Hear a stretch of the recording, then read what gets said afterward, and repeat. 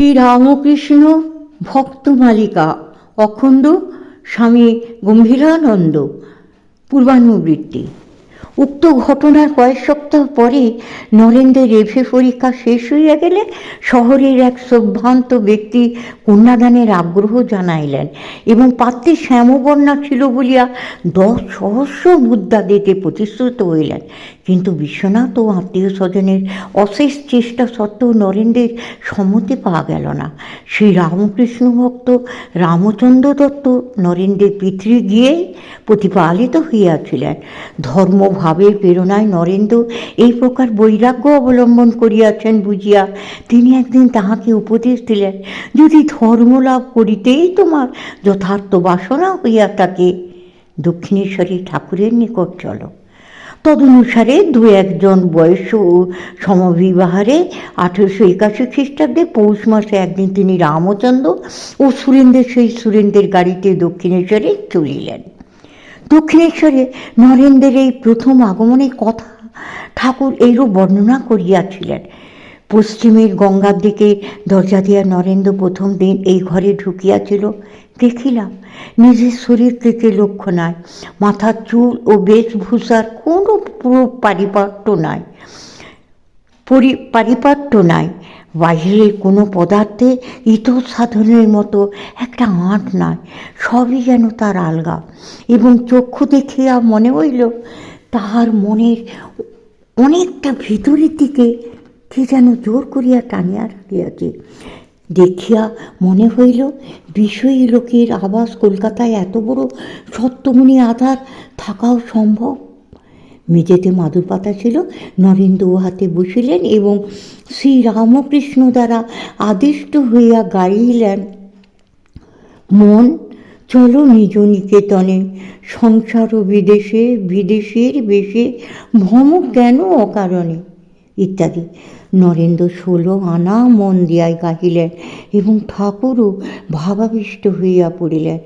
গানের পরে ঠাকুর সহসা গাত্রোত্থানপূর্বক নরেন্দ্রের হস্ত ধারণ করিলেন ও তাহাকে লইয়া স্বগৃহের উত্তরের বারান্দায় উপস্থিত হইলেন। উত্তরের শীতল বাতাস নিবারণের জন্য সেখানে স্তম্ভগুলির অবকাশস্থল ঝাঁপ দিয়া আবৃত ছিল। সেখানে যাইয়া গৃহের দরজা বন্ধ করিয়া দিলেন আর নরেন্দ্রের হস্ত নিজ হস্তে লইয়া দরিত ধারে আনন্দস্যু বিসর্জন করিতে করিতে পূর্ব পরিচিতের ন্যায় বলিতে লাগলেন, এতদিন পরে আসিতে হয়, আমি তোমার জন্য কিরূপ অপেক্ষা করিয়া আছি তাহা একবার ভাবিতে না, ইত্যাদি কথা বলেন আর রোদন করেন। পরক্ষণে আবার করজরে দণ্ডায়মান হইয়া বলিতে লাগলেন, জানি আমি প্রভু, তুমি সেই পুরাতন ঋষি নররূপী নারায়ণ, জীবের দুর্গতি নিবারণ করিতে পুনরায় শরীর ধারণ করিয়াছ। এতাদৃশ অদ্ভুত আচরণে নরেন্দ্র স্তম্ভিত হইয়া ভাবিতে লাগলেন, এ কাহাকে দেখিতে আসিয়াছি, এ তো একেবারে উন্মাদ, না হইলে বিশ্বনাথ দত্তের পুত্র আমাকে এইসব কথা বলে। এদিকে ঠাকুর পরক্ষণে নরেন্দ্রকে তথায় থাকিতে বলিয়া গৃহ হইতে মাখন, মিছরি ও সন্দেশ আনিয়া স্বহস্তে তাহাকে খাওয়াইলেন। নরেন্দ্র যতই বলেন যে সঙ্গীতের সহিত ভাগ করিয়া খাইবেন, ঠাকুর ততই উহারা খাইবে, এখন তুমি খাও বলিয়া সবগুলি খাওয়াইয়া নিরস্ত হইলেন। পরে হাত ধরিয়া বলিলেন, বলো তুমি শীঘ্র একদিন এখানে আমার নিকট একাকী আসিবে। আসু বিপদ হইতে রক্ষা পাইবার জন্য আসিব বলিয়াই নরেন্দ্র গৃহে প্রবেশ করিলেন। অতঃপর গৃহের মধ্যে উপবিষ্ট নরেন্দ্র লক্ষ্য করিলেন যে পূর্ব মুহূর্তে পাগল ঠাকুর উচ্চ ধর্ম প্রসঙ্গ করিতেছেন এবং ত্যাগ বৈরাগ্যের কথা বলিতেছেন।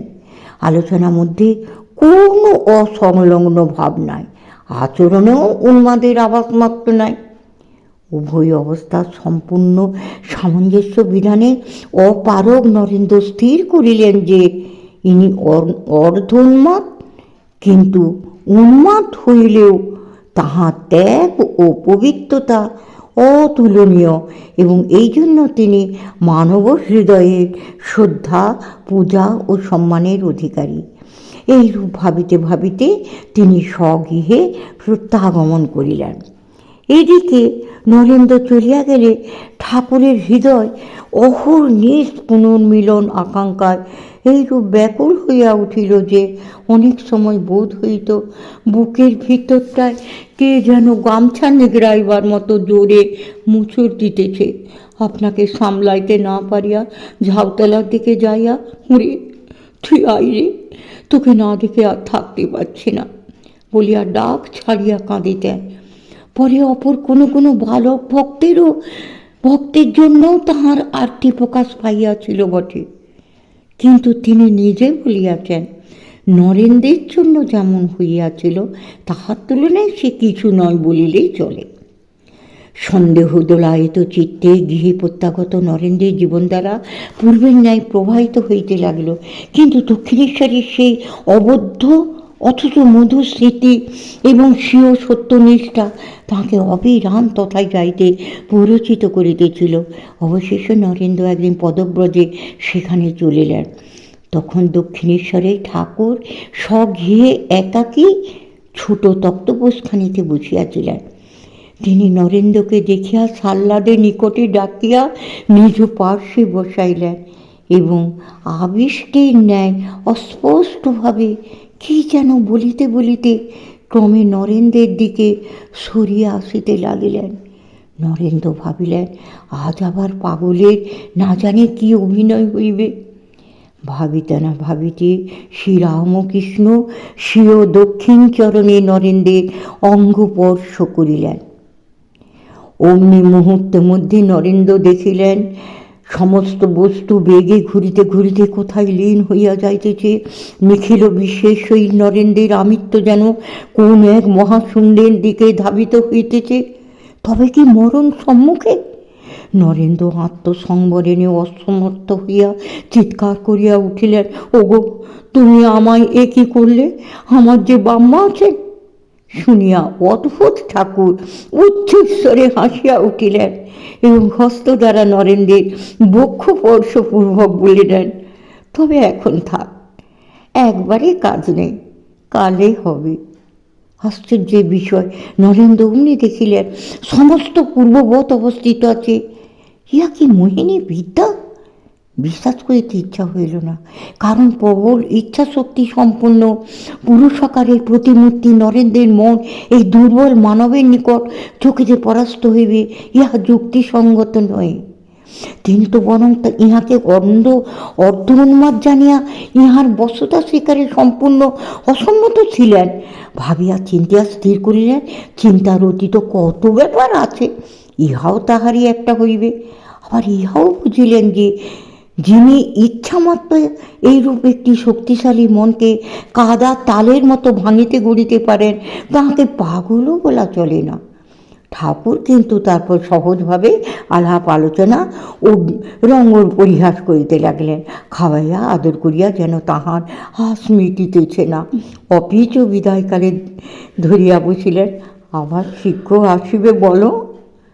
নরেন্দ্র তদনুরূপ প্রতিজ্ঞাবদ্ধ হইয়াই বাড়ি ফিরিলেন।